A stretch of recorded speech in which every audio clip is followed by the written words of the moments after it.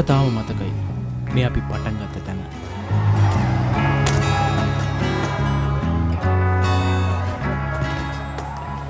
හරියටම අදින් අවුරුද්දකට කලින් 2022 මාර්තු 31 වෙනිදා අපි මිරිහානෙන් එක්ස්පෝෂර් පටන් ගත්තා. එදා මේ රටේ දැවැන්තම ජන නැගිටීම නැත්නම් පොදු මහජන අරගලයට ජවය සපයපු දවස. එක්ස්පෝෂර් අපි ශ්‍රී ලංකාවේ ඩිජිටල් මාධ්‍ය වංශ කතාවට අත්පොත් තියපු දවස. නමුත් ඇත්තෙන්ම කොළඹදී අරගලය මහපාරට ආවේ එදා නෙවෙයි. ඊට කලින් දවසේ. මාර්තු 30 වෙනිදා. ඒ එකම එක Facebook සටහනකින්. ඇත්තටම ওই පෝස්ට් එක දාන වෙලාවේ මම හිතේ මගේ පෙම්වතියත් එක්ක දුරකථන සංවාදයක. ඉතින් ඒ කාලවකවානුව වෙනකොට අපි සුපුරුදු එදිනෙදා කතා බහට වැඩිය අපි කතා කරේ රටේ තියෙන ප්‍රශ්න ගැන අපිට මොකද්ද කරන්න පුළුවන් කොහොමද මේකෙන් ගොඩ එන්න. අන්න ඒ වගේ තැනකට තමයි අපේ මිත්‍රයන් එක්ක සංවාද පවා ඒ තැනට තමයි ඇවිල්ලා හිටියේ අපේ රටේ තරුණ පරම්පරාව. ඒ වගේ සංවාදයක් අතරතුර තමයි තීරණයකට ආවේ මේකට මොකක් හරි කරන්න ඕනේ. තවදුරටත් මේක සෝෂල් මීඩියා වලින් විතරක් කතා කරලා බෑ. මොකද එදිනෙදා හැමෝම මුහුණ දුන්න ප්‍රශ්න ටික ඒ තිබුණ ආර්ථික පීඩන තත්ත්වයක් එක්ක අපේ යාළුවෝ මොන වගේ තත්ත්වයක ඉන්නේ කියන එක හැමතැනම බලද්දි නිවුස් ෆීඩ් එක බලද්දි පේන්න තිබ්බද. ඉතින් තවදුරටත් සෝෂල් මීඩියා වලම මේක සීමා වී යුතු නෑ. මේක මහපාරට ගේන්න ඕනේ, මේක භූමියට ගේන්න ඕනේ කියන සිතුවිල්ල ආවා. මම ඇත්තටම හිතුවේ නෑ ලොකු සෙනගක් ඇවිල්ලා මිනිස්සු සම්බන්ධ වෙලා වැඩක් වෙයි කියලා. නමුත් ඒක පුදුමයක් වුණෙත් නැහැ. මොකද ඒ සිතුවිල්ල ආපු එකම මිනිස්සයා මම නෙවෙයි. ඔබට මේ ඓතිහාසික පින්තූරය මතකද? සමස්ත අරගලය පුරාවටම වැඩියෙන්ම යොදා ගැනුණු අරගලයේ සංකේත අතර මේ පින්තූරයත් මුල් පෙළේම තිබුණා. මේ පින්තූරයේ කතාව ගැන අපි එහි අයිතිකාරයාගෙන්ම ඇහුවා. 31 වෙනිදා ඇත්තටම දුක් සම්පූර්ණ හම්බයක්. මම මුලින්ම හිටියේ පිටකොට්ටේ හන්දිය. පිටකොට්ටේ හන්දිය ඉඳලා මිරිහාන පැත්තට යවෙන්නේ ඇත්තටම දුක් අහම්බෙන්. මිරිහාන පැත්තට යනකොට එතන තිබ්බ හරි ලස්සන වැඩ. මිනිස්සු පන්තන් අරගෙන කවි කියලා, සින්දු කියලා හරි ලස්සන විරෝධයක් එතන තිබ්බා. එතන මහා අමුතු සාමූහික හැඟීමක් තිබ්බා. මිනිස්සු එතන එකතු වෙලා තිබ්බේ ක්‍රියේටිවිටි ඒ එකමුතුව හරි අමුතු තැනකට මිනිස්සුන් අරගෙන ආවා. ඒ අරගලේ මැද්දේ එක අම්මා කෙනෙක් තමන්ගේ බබාව වඩාගෙන බෝඩ් එකක් ඉස්සරහ. මම පුංචි ළමයින්ට හරි ආදරේ කෙනෙක්. මම ගොඩක් පුංචි ළමයින්ට ආදරේ නිසා ඒ පොඩ්ඩව බලන්න කියලා. ඒ පොඩ්ඩ හිටියේ ගොඩාක් මහන්සියෙන්. හරිම තෙහෙට්ටුවේ. ඒත් ඒ අම්මගේ තිබ්බ ජවය මට අදවත් කතා කරද්දී ඇඟට හිරිගඩු පිපෙන තරමට මාරපව. ඒ අම්මා ඉල්ලුවේ තමන්ගේ දරුවට හෙට දවස්. ඒ පොඩ්ඩගේ තෙහෙට්ටුව දැක්කම ඒ මම දැක්කේ එතන ෆොටෝ එකක්. මම මගේ ෆෝන් එක අරගෙන ඒ මූමන්ට් එක කැප්චර් කරා.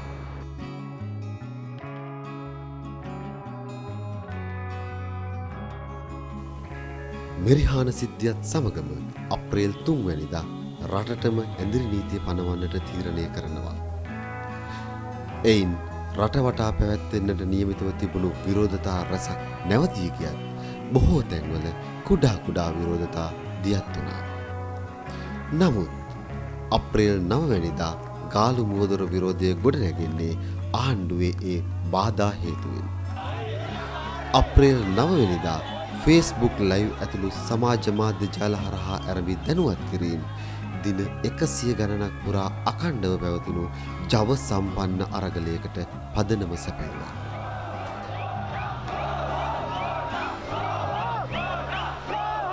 උදාහරණයක් හැටියට දැන් සෝෂල් මීඩියා කාර්යවනේ අපි.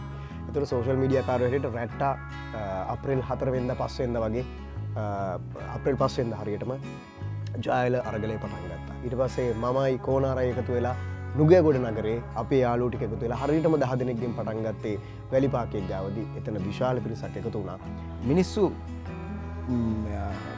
රාජපක්ෂ රෙජිම් එකට විරුද්ධව හැම වෙලේම පාරට බැහැලා එදා හවස් වෙනකොට ගෙදර ගියා. ඒක තමයි ඒ වෙනකොට අරගලයේ තිබ්බ ස්වභාවය. හැමදාම මිනිස්සු පාරට බැස්සා උද්ඝෝෂණය කරා හවස් වෙනකොට ගෙදර ගියා. ඕක කීප සැරයක් වුණා. ඕක කීප සැරයක් වෙලා ඊට පස්සේ සෝෂල් මීඩියා වලින්ම තමයි රැල්ලක් නැගුණේ. අපි මේ ගම්වල තැන් තැන්වල එක්ක අහුවෙන්නේ නැතුව එක තැනකට එක්වහුවමු කියලා. එතෙන්දි තමයි අපි තීරණය කරන්නේ අප්‍රේල් 9 වෙනිදා එනවා කියලා ගෝල් ෆේස් අරගල භූමියට. ගෝල් ෆේස් අරගල භූමියට එදා ඒ කියන්නේ එදා ඒ කියන්නේ අරගල භූමියක් වෙයි කියලා කිසිම ඒ කියන්නේ තමේක සිතුවිල්ලක් තිබ්බේ නැහැ. වැරදි ජෙනරේෂන් එකත් එක්ක හැප්පුණ ආණ්ඩුවට ඒ ජෙනරේෂන් එකට තිබ්බ ලොකුම අවිය තමයි ෆෝන් එක. ෆෝන් එකයි සෝෂල් මීඩියා පවර එකයි. ඒ කියන්නේ අපි දන්න එතෙන්ට මොබයිල් කියන්නේ කොච්චර සංඛ්‍යාවක් එතෙන්ට එතන තිබ්බද කියලා. හැබැයි හැම පුළුවන් හැමෝම පුළුවන් හැටියට තමන්ට තේරෙන විදිහට ලයිව් එකක් ගියා. මැයි 9 වෙනිදා අපිට ආරංචිය එනකොට ජනාධිපති මන්දිරේ අගමැති මන්දිරේ රැස්වීම තියලා ඉවර වෙලා මිනිස්සු එළියට බහැලා මයිනගෝ ගමට ගහනවා කියලා. ආරංචිය එනකොට අපි හිටියේ ගෝල් ෆේස් එකේ. මමත් රැට්ටත් කෝනාරත් තීරණය කරනවා අපි 3 තැනකින් නම් මේක කොහොම හරි මිනිසුන්ට පෙන්නමු, මිනිසුන්ව ගෙන්නමු, මිනිසුන් කොහොම හරි අපිට මේක මිනිසුන්ට මැසේජ් එකක් කියලා අපි මේක බේරගමු. මේක ගහලා දැම්මොත් එහෙම අපිට ආයෙ වෙන භූමියක් නැහැ කියන බය අපිට ඇති වුණා. ඉතින් ඒ නිසා මම මුලින්ම දිව්වා ගෝල් ෆේස් හෝටලේ පැත්තට. ඒ පැත්තෙන් ඩිලාන් ලයිව් එක පටන් අරන් තිබ්බා. ලයිව් එකෙන් අප්ඩේට් එක ආවා. මිනිස්සු මේ පැත්තට එනවා. ඒ 2000ක් විතර මිනිස්සු කඩුගුල වරන් මේ පැත්තට එනවා කියන අප්ඩේට් එක අපිට ආවා. අප්ඩේට් එක අපිට ආව කියන්නේ මුළු ලංකාවටම ගියා මේ මිනිස්සු මෙහෙම ජනාධිපති කියන්නේ අගමැතිත් එක්ක ඉඳලා ඉවර වෙලා ගිනි තියාගෙන එනවා කියලා. එකම සිතුවිල්ල තමයි ඔළුවට ආපු මොනවා හරි වුණොත් මිනිස්සු දැනගන්න ඕනේ මොකද වෙන්නේ කියලා. මැරුණොත් මැරෙන එකත් ලයිව් එකේ පේන්න ඕනේ කියලා හිතාගෙන තමයි ලයිව් එක ඔන් කරේ. මේකේ වැදගත්ම කාරණය තමයි අපි ආතල් පෙන්නපු පිස්සු කෙලපුව පෙන්නපු Facebook live ඊට වඩා බොහොම ලස්සන විදිහට අපිට ලොකු මැසේජ් එකක් ලොකු ඉම්පැක්ට් එකක් යොදන්න පුළුවන් වුණා කියලා මම විශ්වාස කරනවා. මොකද අපිවත් හිතුවේ නෑ මිනිස්සු මේ විදිහට මේ මැසේජ් එක අරගෙන ගමට යයි කියලා. ගම මේකට එයි කියලා. මේ තාක්ෂණීය යුග ගෝල් ෆේස් අරගලයත් තාක්ෂණයෙන් උපරිම පොහොසත් වුණා මිසක් එහි කිසිදු අඩුවක් තිබුණේ නැහැ. රැන්ඩි ක්‍රිස් පෙරේරා ජාත්‍යන්තර කීර්තියට පත් සජීවීකරණ ශිල්පිය. ඔහුගේ ග්‍රැෆික් නිර්මාණ සහ සජීවීකරණ නිර්මාණ සමස්ත අරගලයටම නවීන හැඩයක් සහ අලුත් වටිනාකමක් එක් කළා. I've been involved in media and communications for almost 20 years, and I know how it takes a lot to formulate a plan and look at the marketing plan and strategize and give out the message. So it plays a vital role in really spreading awareness and getting the word out there. I should take the time to really take the time in this cause and really give my contribution. So that's what happened last year. Right after March 31st, it came to a very peak point, and where me and my partner subconsciously decided to involve ourselves because we felt it's our duty, our civic duty as citizens in Sri Lanka to take part in this. Galle Face අරගලය සෑම අතින්ම පොහොසත් අරගලයක්. එහි විචිත්‍රත්වය ලොවට රැගෙන ගියේ ඊට දායක වූ ඡායාරූප ශිල්පී. සිය ගණනක් දෙනා ඒ කාර්යයට දායක වෙද්දී අන්තර්ජාතික මට්ටමින් ඇගයුම් ලබන ඡායාරූපකරණයක නිරත වූ තිලින්න කළුතොටකේ නම් තරුණ ඡායාරූප මාධ්‍යවේදියා මුළු අරගලය පුරාවට ගාලු මුවදොර රැඳී සිටියා. ඒ වගේම ගෝල් ෆේස් මහජන අරගලයේ මාධ්‍ය භූමිකාව හිතන තරම් පහසු එකක් වුණේ නැහැ. ඒ මාධ්‍ය කටයුතු වල නිරත වූ බොහෝ පිරිස් බොහෝ බාධක මැද්දේ සිය මාධ්‍ය වගකීම නොපිරිහෙලා ඉටු කළා. වින්දන ප්‍රසාද් කරුණාරත්න සහ ජනිත හර්ෂණ දින 100 ඉක්ම වූ දෙවන්ත මාධ්‍ය මෙහෙවරක් එහිදී ඉටු කළා. ஒவ்வொரு ஆர்ப்பாட்டங்களிலும் ஒரு ஊடகவியலாளருக்கு என்னெல்லாம் சிக்கல்கள் ஏற்படுமோ அந்த அனைத்து சிக்கல்களையும் நான் சந்தித்தேன். மே 9ஆம் தேதி ஏற்பட்ட பாரிய ஒரு போராட்டம். சிலரால் நான் தாக்கப்பட்டும் இன்று வரை எனது ஊடக பணி தொடர்ந்து கொண்டிருக்கின்றது. சில இடங்களில் ஆர்ப்பாட்டங்களை நேரலையாக காண்பிக்க வேண்டிய கட்டாயம் ஏற்பட்டது. அப்படியான சந்தர்ப்பங்களில் மக்கள் பார்த்து கொண்டிருக்கும் 1,00,000 பேரோ அதுக்கு அதிகமானவர்களோ அதை பார்த்து கொண்டிருப்பவர்கள் அவர்கள் கண்மட்டத்தில் என்னத்தை பார்க்கின்றார்களோ அதை நான் காண்பித்தேன் என்பதில் நான் பெருமை அடைகின்றேன். ඉතින් මේ දේවල් මෙහෙම වෙනකොට අරගලයේ මාධ්‍ය භූමිකාව ඉටු කරපු බොහෝ පිරිස් විවිධ ගැටලු වලට මුහුණ දෙන්න පටන් ගත්තා. මේ හැම වෙලාවෙම අපිව පරිස්සම් කළේ. නැත්නම් අපිව බලාගත්තේ අපේ ජ්‍යෙෂ්ඨයෝ. නැත්නම් අපිට උඩ පරම්පරාවේ හිටපු මිනිස්සු. හැම වෙලාවෙම මේගොල්ලන්ට ප්‍රශ්නයක් තිබුණා එකක් ආරක්ෂක අංශ වලින් සහ සම්මත මාධ්‍යයි කියලා අඳුන්වන අයගෙනුත් මේගොල්ලන් කවුද? අපි තමයි සම්මත මාධ්‍ය. මේගොල්ලන් අඳුනගන්නේ කොහොමද? මේගොල්ලන්ට ඩෙන්ටිටි තියෙනවද නැද්ද? ඊට පස්සේ උපකරණ පැත්තෙන් ගත්තමත් ওই ප්‍රශ්නේ තිබුණා.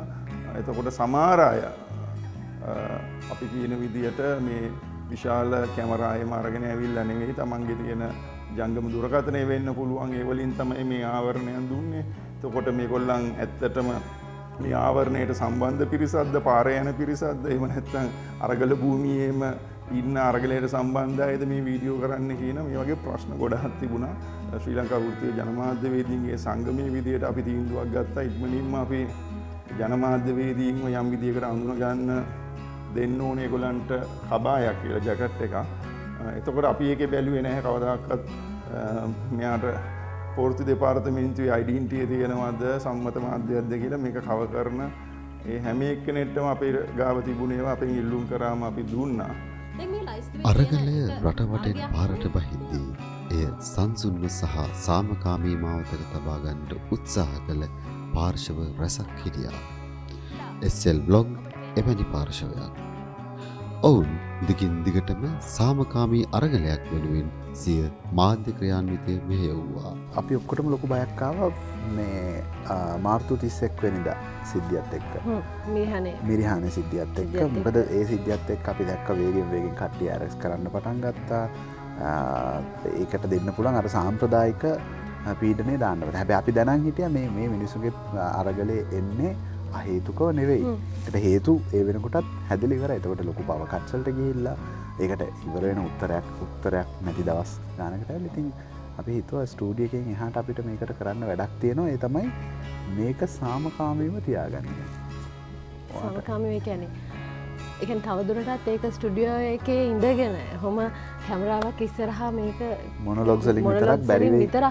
කරගෙන යන්න බැරි වෙයි කියන බය ආවා. ඒ කියන්නේ හෙට මගේ අම්මා තාත්තා පාරට බැස්සොත් හෙට මං අඳුරන මිනිස්සු පාරට බැස්සොත් කෙලින්ම මේක කිව්වොත් අපි ප්‍රෝ අරගලය කියන තැනට ආවා. ඒ කියන්නේ අපි ප්‍රෝ අරගලය කියන තැන ඉඳගෙන තමයි අපි මොනොලොග් කරේම ප්‍රෝ අරගලය කියන තැන ඉඳලා. ඉතින් මම කියන්නේ මේක මේ අපි විතරක් කරපු එකක් නෙවෙයි. ඔව් ඒකත් ඔව්. ඒ වෙනකොට කන්ටෙන්ට් ක්‍රියේටර්ස්ලා විශේෂයෙන්ම මම හිතන්නේ මේකේ සිග්නිෆිකන්ට් රෝල් එකක් කරපු කෙනා තමයි බරතයි තරිඳු. ඒක මතක් කරන්න ඕන මේ. විශේෂයෙන්ම බරත එහෙම මේ සමහර දාට ලයිව් වෙනවා රෑ එළි වෙනකම් මතකයිනේ. මාධ්‍ය වෘත්තිකයන් හැටියට වැඩ කරන අය විතරක් නෙවෙයි. ලංකාවේ හැම මිනිහෙක්ම මාධ්‍යවේදියෙක් බවට පත්වෙච්ච කාල පරිච්ඡේදයක් තමයි ගිය ගෙවිච්ච අවුරුද්දක කාල පරිච්ඡේදය කියලා කියන්නේ. තීරණාත්මක සම්දිස්ථානයක් හැටියට මාර්තු 31 වෙනිදා සලකුණු කරගත්තොත් ඒ මාර්තු 31 සිට මේ මාර්තු 31 දක්වා වසරක කාල පරිච්ඡේදය තුල ලංකාවේ මාධ්‍ය භාවිතාව සම්බන්ධයෙන් මාධ්‍ය විශ්වසනීයත්වය සම්බන්ධයෙන් මාධ්‍ය කාර්යභාරය සම්බන්ධයෙන් ඉතාම තීරණාත්මක කාර්ය පරිච්ඡේදයක් බවට පත් වුණා.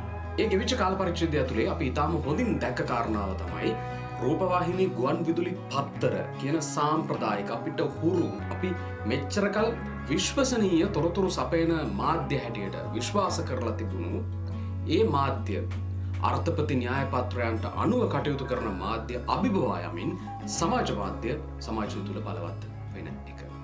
මාධ්‍යයක් අරගලයට සහයෝගය දෙන්න ඕනේ නැහැ. මාධ්‍ය කැරලි වලට සහයෝගය දෙන්න ඕනේ නැහැ. නමුත් මාධ්‍යට වගකීමක් තිබෙනවා. ඇත්ත ඇති සැටියෙන් වාර්තා කරන එක විකෘති නොකොට. මේ තීරණාත්මක දවසට අවුරුද්දක් පිරෙන දවසේදී අපි හැමෝම ඉතාම ගෞරවයෙන් මතක් කරන්න ඕනේ. මේ රටේ හැම මිනිහෙක්ම ජර්නලිස්ට් කෙනෙක් නොවුණා නම් මේ රටේ හැම මිනිහෙකුගේම Facebook ප්‍රොෆයිල් එක ප්‍රවෘත්ති sannivedanaya කරන තොරතුරු sannivedanaya කරන මාධ්‍යයක් නොවුණා නම් ගෙවිච්ච අවුරුද්ද මීට වඩා හුඟක් වෙනස් වෙන්න ඉඩ තිබෙනවා. එක්ස්පෝෂර් මීඩියා මාර්තු 31 වෙනිදා ඉඳන් මේ අරගලයේ අවසානය දක්වාම අරගලය ඉවර වෙලා නැහැ. නමුත් ඒක තනක් සලකුණු කරගත්තොත් ගෝඨාභය රාජපක්ෂ ගෙදර යාම කියන එක සලකුණු කරගත්තොත් ඒ වෙනකන්ම මහපාරේ බහැලා තැන බහැලා භූමියේ ඉඳගෙන අදාළ තැන ඉඳගෙන Tamanගේ කාර්යභාරය ඉෂ්ට කරන්න මැදිහත් වෙච්ච මාධ්‍ය කණ්ඩායම. අපි මාධ්‍ය ආයතනයක් විදිහට වාර්තා කරද්දී අපිට රාජ්‍ය මර්ධනයට මුහුණ දෙන්න සිදු වුණා. ඒ වගේම රාජ්‍ය ත්‍රස්තවාදයට මුහුණ දෙන්න සිදු වුණා. එතනින් එහාට ගියොත් විශාල වශයෙන් සමාජ පෙරළීම් වලට නිරායාසයෙන්ම අපි ඇදිලා ගියා සහ ඒවට මාධ්‍ය ආයතනයක් විදිහට මුහුණ දෙන්න සිදු වුණා. එතකොට මේ අපි මුහුණ දුන්න කරකශ සිදුවීම එක අපි මාධ්‍යවේදීන් විදිහට අපිට අනාරක්ෂිත බවක් දැනෙන තැන්වලදී අපි අන්තර්ජාතික මාධ්‍ය සංවිධාන වලින් ඔවුන්ගේ උපකාර පැතුව. ඉතින් අපිට Center for Protect Journalists අන්තර්ජාතික ජනමාධ්‍යවේදීන් ආරක්ෂා කිරීමේ සංවිධානයේ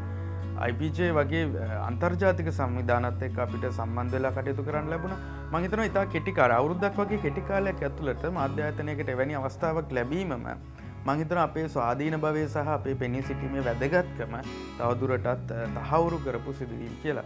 ඉතින් මෙවැනි සිදුවීම් 10ක් තුලින් තමයි අපි අවුරුද්දක පමණ කාලයක් එක්ස්පෝෂර්ත් එක්ක මේ චාරිකාව ගමන් කරමු සිටින්නේ. ගෝල්ෆේස් අරගලය ලෝකයට අරගලයේ අලුත් හැඩතලක යාදුණු අරගලය. ඒ නිසාම මේ අරගලය ගැන මුළු ලෝකයේම අවධානය යොමු වුණා. ඒ ලැබුණු අවධානයෙන් අරගලයට උපරිමය ලබා දෙන්න ජාත්‍යන්තර මාධ්‍ය සමග වැඩ කරන කණ්ඩායමකුත් නිර්මාණය වුණා. I think since the 9th of April, with everything that was going on, there was a lot of noise around, there was a big buzz around what was happening in Sri Lanka and a lot of interest with the international media. By the 9th of April, there was international media at the Aragala Bhumiya, but in different capacities. I think it took a little while for them to want to interact, to find out. They were in some cases speaking through fixers and coordinators or local journalists. But there seemed to be a need for us to collectively come together and find a way in which individuals weren't talking to the media, but there was more of some kind of coordination amongst us. So it happened very organically, but a few of us decided that it was perhaps best if we put a group together so that we could easily communicate. So an admins only group, for a lack of a better way of explaining it, but an admins only group, WhatsApp group that we could share information with, especially because there were multiple press conferences each day in the Aragala Bhumiya. But what on the 21st of July, in the morning hours, we create this WhatsApp group. And we are, by that time, there's already a lot of media contacts amongst many of us, and so we put it together and we create a group. But what happened was on the 21st, by that evening, we know that there was a complete upheaval of the Aragala Bhumiya, Golface, everything changed because as soon as Ranil Rajapaksa was sworn into power, the very first thing he did that very night was attack the peaceful protesters.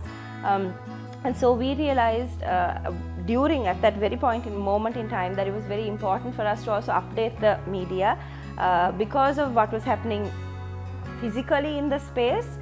There were updates that were happening from within the space that was also going out to people.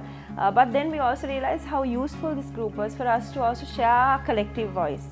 Galle Face අරගලය Facebook සහ YouTube ඔස්සේ අන්තර්ජාලය පුරා පැතිර යද්දී Twitter ඔස්සේ ඊට අවශ්‍ය ජාත්‍යන්තර අවධානය දිනා දෙන්නටත් අපේම Twitter පරිශීලකයන් පිරිසක් කටයුතු කළා. දැන් සාමාන්‍යයෙන් අපි Facebook එක ගත්තොත් එහෙම ගොඩාක් කට්ටිය ඉන්නවා. ඉතින් ඒකේ හැමෝම දේවල් දානවා ඒකත් එක්ක ඒකේ ලොකු ක්ලටර් එකක් තියෙනවා. හැබැයි Twitter එක එහෙමම ගොඩක් සෙනග ඉන්න එකක් නෙමෙයි. ඉතින් ඒක හන්දා ඒකේ එක්තරා විදිහක ක්ලටර් එක අඩුයි මිනිස්සුන්ට දේවල් හොයාගන්න ලේසි. ඒ අරුණෙන් පස්සේ ඒකේ ඒක ඩිසයින් වෙලා තියෙන විදිහෙන්ම අපිට දේවල් අපිට ඕන විදිහට කියන්න පුළුවන්. අපිට ඕනා කරන ටාගට් ඔඩියන්ස් එකක් එහෙම නැත්තම් අපිට අපි බලාපොරොත්තු වෙන කට්ටියට ඒකෙන් පණිවිඩයක් දෙන්න පුළුවන්කම තියෙනවා. ඒක ලේසි Facebook වලට වැඩිය මම හිතන්නේ. මම හිතන්නේ හැමෝම අරගලෙත් එක්ක සම්බන්ධ වෙලා හිටපු කට්ටිය සෑහෙන ප්‍රමාණයක් Twitter පාවිච්චි කරා. ගොඩක් දුරට හැබැයි ඒ කියන්නේ Twitter වල සාමාන්‍ය කට්ටිය ඇක්ටිවිස්ට්ලා එහෙම බොහොම අඩුවෙන් හිටියේ. ඒ වුණාට ජර්නලිස්ට්ලා සෑහෙන පාවිච්චි කරා. මුන් සෑහෙන මොනවාත් ඊට පස්සේ එතනින් එහාට ගියාම හාවින්දා ඒගොල්ලෝ developed කරා. I think individuals, Prasad comes to mind as somebody who was very consistently both on ground and kind of sharing what was happening with a wider audience. And I have to talk about Prabodh and Diyani, who were people who were running their own space that was kind of entertainment, social issues before. හැබැයි ඒ කියන්නේ ගොඩක් කට්ටිය ඇක්ටිවිස්ට් කෙනෙක් කියන තැන නෙමෙයි ඒගොල්ලෝගේ ඒ කියන්නේ main role එක හැඩ ගහලා තිබ්බේ දැන් අපි සාමාන්‍යයෙන් ෆේස්බුක් එකේ ගත්තොත් එහෙම මිනිස්සු කතා කරන දෙයි ඒකේ කතා කරපු දෙය අතර ලොකු වෙනසක් තිබ්බා. A friend of mine who probably has never been to a protest ever in his life. He was a very, somebody who played very safe. He had a job in the technology industry. He, didn't really voice things about political issues. He was concerned, but he wouldn't ever step out of his house to voice his frustration or anything like that. And seeing him there and seeing some of the videos that came out from him was when I realized, wow, this is not just people who've always been speaking up. This is not people who've always been protesting. These are people who've been at home, seeing what has been happening, seeing how unfair and corrupt and terrible our current situation was, just stepping out onto the streets. Social media එක ඉන්න හැම මිනිස්සෙක්ම තමුන් journalist කෙනෙක් නැත්නම් තමුන් report කරන්න පුළුවන්කම තියෙන මොනවාද වෙන්නේ කියන එක ගැන. ඉතින් මම හිතනවා මේ අලුත් ජෙනරේෂන් එකට පුළුවන්කමක් තියෙනවා රටේ වෙන දේවල් ඒ විදිහට මිනිස්සුන්ට ඉදිරිපත් කරන්න. I think this needs to continue.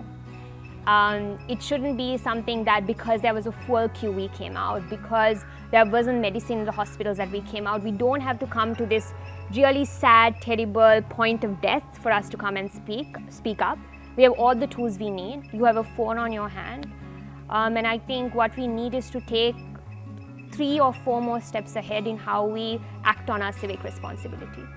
And figuring out where we want to act, whether it's about corruption, civic education, taking civic education to schools, making people aware of how to elect somebody well, holding your parliamentarians accountable. Choose where you will take civic action and how you will take civic action so that we don't need a chapter 2 of what happened last year. මේ කතාව මෙතනින් අවසానයි. ඒ වගේම මෙතෙක් දුර ආපු exposure අපේ කතාවත් මෙතනින් ආවරයි. ඕනෑම ආරම්භයක් ඉක්මනින් හෝ පහුවෙලා ඒක අවසන් කළ යුතුමයි. ඉතින් මේ අපි අවසන් කළ යුතු වේලාව. එක්ස්පෝෂර් අපි ඔබෙන් මේ විදියට සමුගන්නවා. සමහර විට අලුත් දවසක අලුත් විදියකට අපි අලුත් නවාතැනකදී හමු වේවි. එතෙක් අප දරාගත්තාට ස්තුතියි.